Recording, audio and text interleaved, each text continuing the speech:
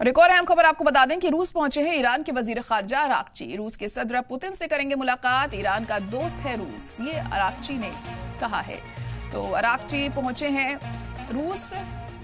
रूस के सदर पुतिन से मुलाकात करेंगे। ईरान का दोस्त है रूस और ईरान का साथ देता हुआ हर जगह नजर आया है। अब ऐसे में क्या फैसला इस जंग को लेकर रूस की तरफ से लिया जाता है, ये बहुत अहम होगा यहाँ देखना। अरागची ने कहा है ईरान का दोस्त है रूस और रूस से काफ़ी उम्मीदें हैं ईरान को। क्या इन हालातों में वो ईरान का साथ देता है? हालांकि बयानबाजी में तो रूस हमेशा ईरान के साथ खड़ा हुआ यहाँ पे दिखाई दे रहा है, पर क्या इस जंग में वो कूदेगा, ये सवाल बार बार उठता हुआ नजर आ रहा है। और अब जब ईरान के वजीर खारजा अरागची पहुंचे हैं रूस, तो ये उम्मीद की जा रही है कि क्या आने वाले दिनों में रूस भी इस जंग में शामिल होगा। रूस के सदर पुतिन से वो मुलाकात करने वाले हैं अरागची आज, और अरागची ने इससे पहले ये भी कहा था कि ईरान का दोस्त है रूस।